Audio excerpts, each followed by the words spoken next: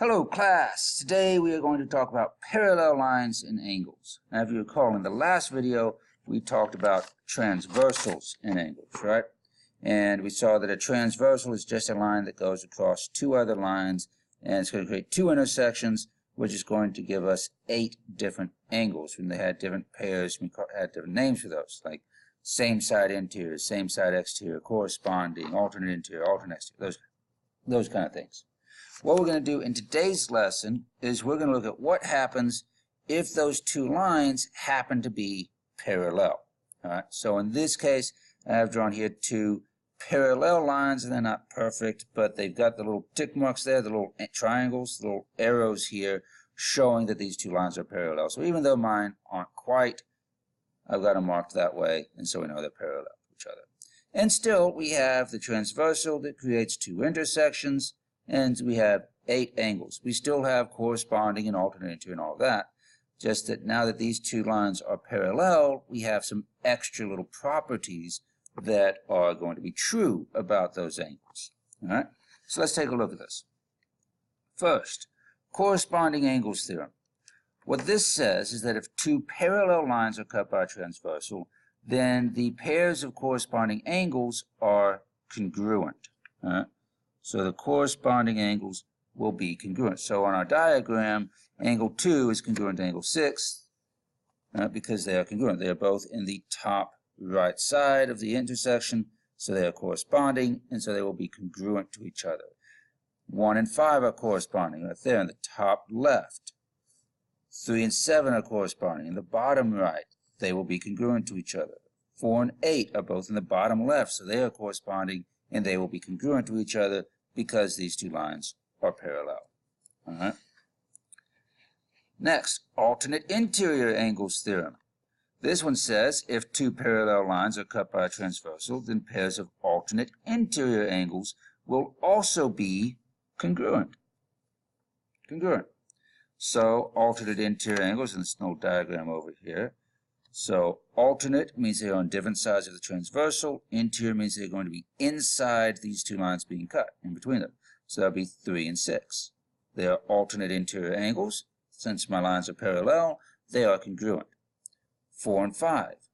Inside the lines they're being cut, and so they're interior angles, opposite side of the transversal, they're alternate interior angles. They also will be congruent because these lines are parallel. All right. Next one we have the alternate exterior angles theorem. If two lines are cut by a transversal, then pairs of alternate exterior angles are congruent as well. So all 3 of these, they are congruent. So let's see, alternate exterior angles. Remember, those are the ones on the outside of the two lines being cut, and they are on opposite sides of the transversal. So this would be 1 and 8 are alternate exterior angles, and they will be congruent because their lines are parallel. 2 and 7 are also alternate exterior angles, and they will also be congruent because our two lines are parallel. All right, we did have some other stuff here, so let's take a look at these other ones. We had consecutive interior angles, which I did give you another name for if you want to write that down. Those are also called same side interior angles, so you could write that right here. Same side interior angles. And if two parallel lines are cut by a transversal, then pairs of consecutive interior angles are not congruent. The other 3 are congruent. These are not. These are supplementary, meaning they will add up to 180 degrees. So over here, our same side interior angles are our consecutive interior angles. So they are interior, so they're inside the two lines being cut. They are on the same side of the transversal. So 3 and 5 are on the same side of the transversal. So they will be supplementary because their lines are parallel. And 4 and 6 also on the same side of the transversal. They're inside the lines. So we have same side interior angles. They will also be supplementary because the lines are parallel. And the last one down here does not have a theorem number because it wasn't in my textbook for some stupid reason. This says if two parallel lines are cut by a transversal, then the pairs of same side exterior angles are supplementary. Not congruent. Supplementary. So same side exterior angles same side of the transversal on the outside of the two lines being cut. So 2 and 8 are same side exterior angles. The lines are parallel, and therefore 2 is supplementary to 8. 1 and 7 also same side exterior angles. 1 and 7 will also be supplementary because the lines are parallel.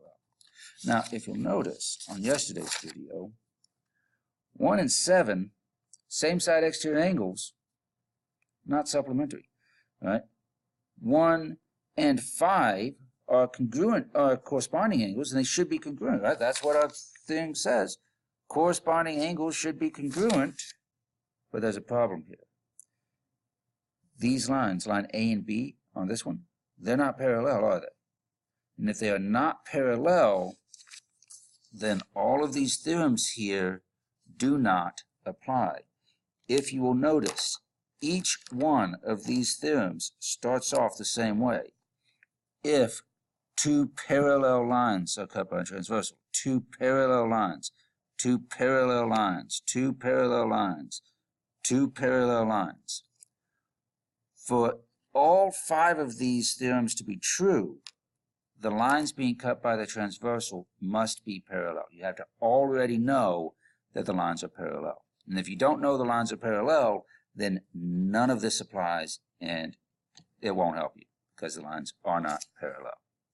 All right, so let's take a look. Let's open this up and let's do some stuff here. There it goes. Okay. So let's get a marker. In exercise 1 through 4, we want to find the measure of angle 1 and the measure of angle 2, and we want to tell which theorem did we use in each case. All right, so let's just start with angle 1. So angle 1, we also are told this angle here is 110 degrees. So what's the relationship between those two angles? Well, they are on alternate sides of the transversal. They are both inside these two lines being cut, so they're alternate interior angles, which our theorem says will be congruent if these lines are parallel. And notice we have those little arrows there, so the lines are parallel. So that means that the measure of angle 1 equals 110 degrees. How do we know this? Alternate interior angles theorem. All right. So what about angle 2? How do we know about angle 2? Well, let's see. We've still got that 110, and this is, well, if you'll notice, these are both in the same position, aren't they? For their intersection, all right? Same position, in the same place.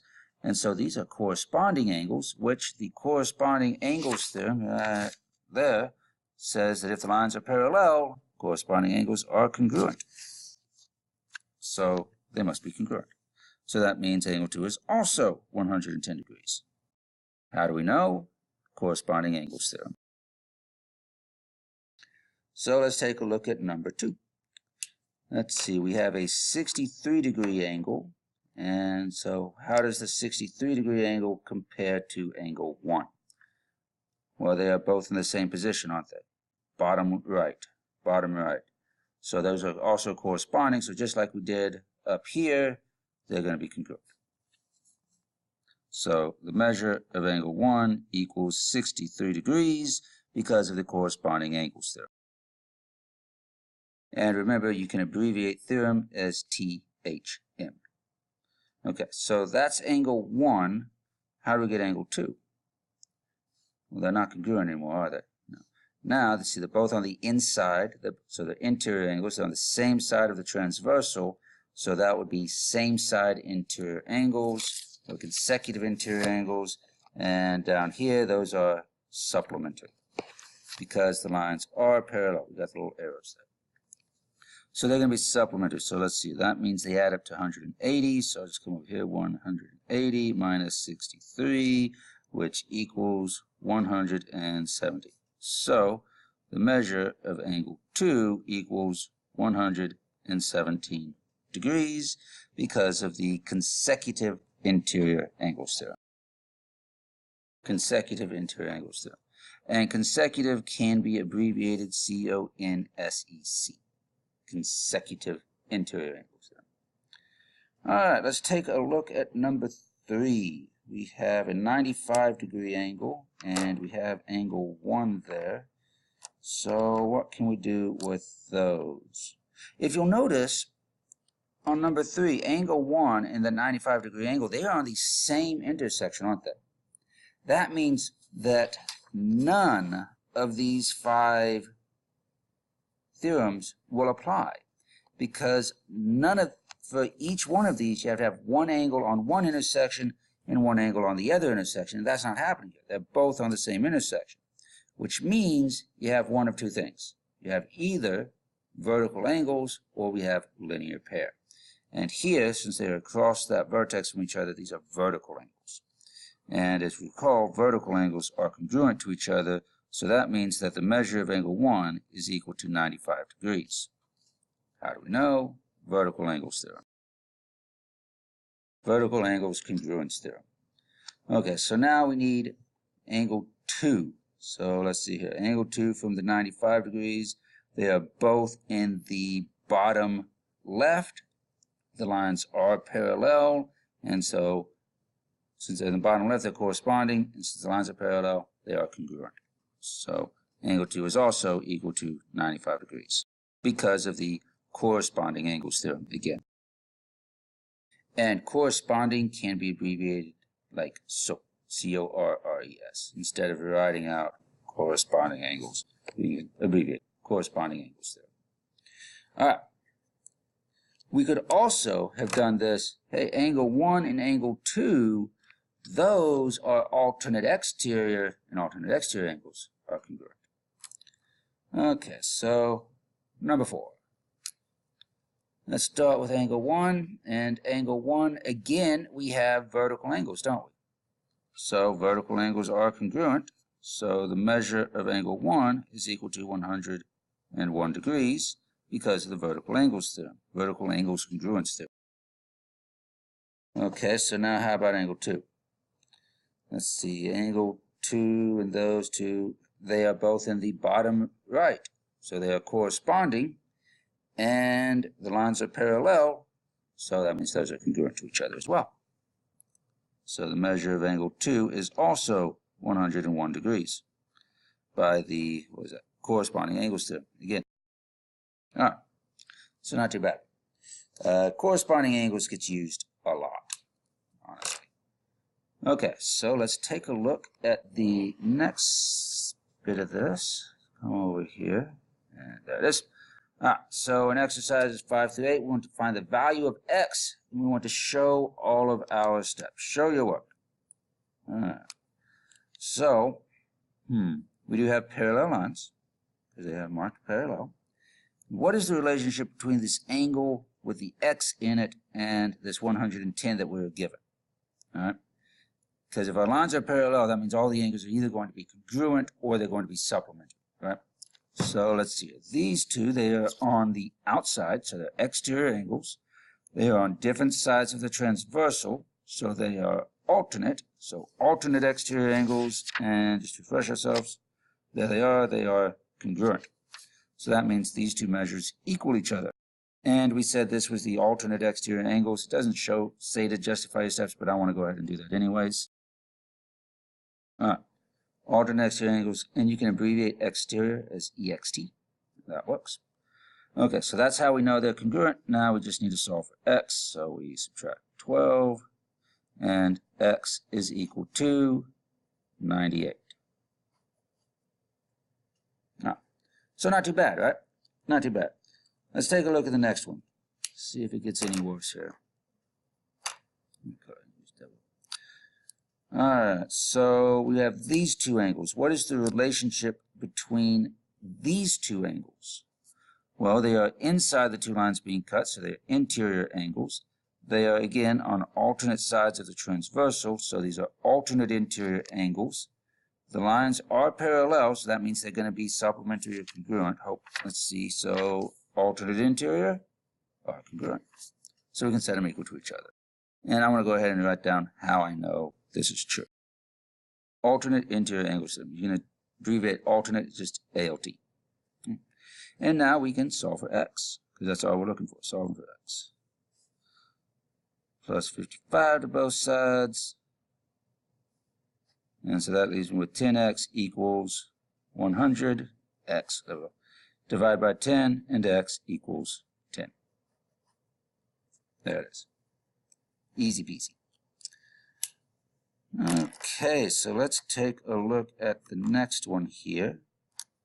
Let's move this down so we can actually look at the next one. That makes it better. All right. How about we do this? How about you pause the video, you work this out, then come back to see how you did. All right. So we have a 52-degree angle, and we're looking for 4x. They are both on the same side of the transversal, and they are both outside of the two lines being cut. So those would be same side exterior angles.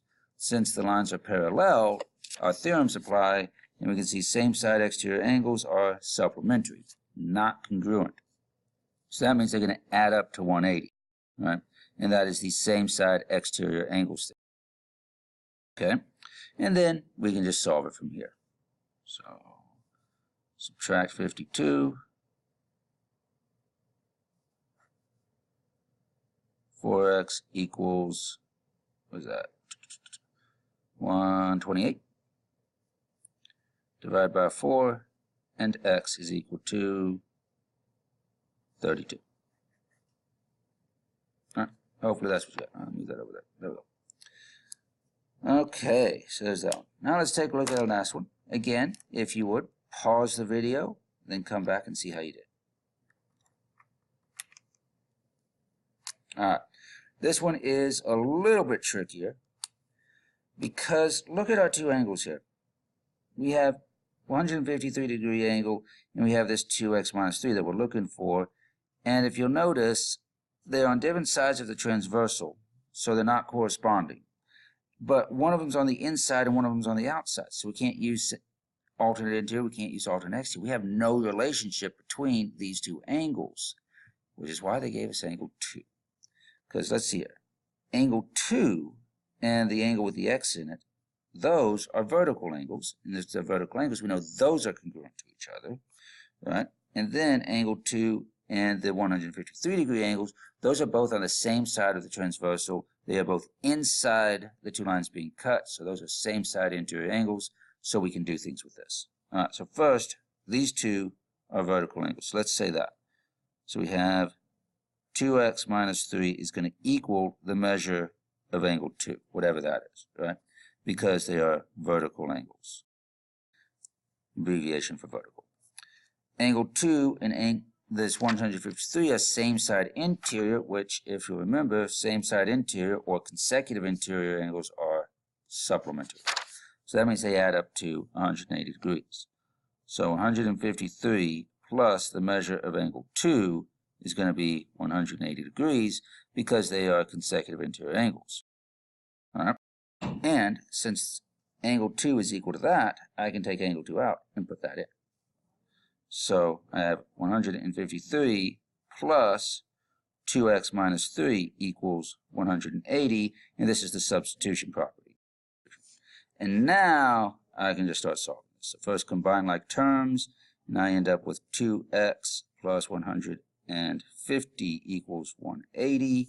Subtract the 150 from both sides, and I have 2x equals 30. Divide by 2, and x is equal to 50. So that one took a little bit more work to get to, but it still wasn't terrible. You're always going to be looking at vertical angles, linear pair, or these 5-angle relationships. Okay, so remember, these only work if the lines are parallel to each other, right? If the lines are parallel, then we have angles that are congruent or supplementary. Whereas if the lines are not parallel, angle 2 is corresponding to 6, but they are not congruent, are they? No. Only works if your lines are parallel. And corresponding angles, alternate interior angles, alternate exterior angles will all be congruent. And down here, your two same side angles, same side interior, same side exterior, are going to be supplementary, which is kind of how I remember it.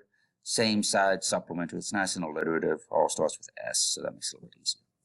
All right. Hopefully you found this useful, and I will see you in the next video.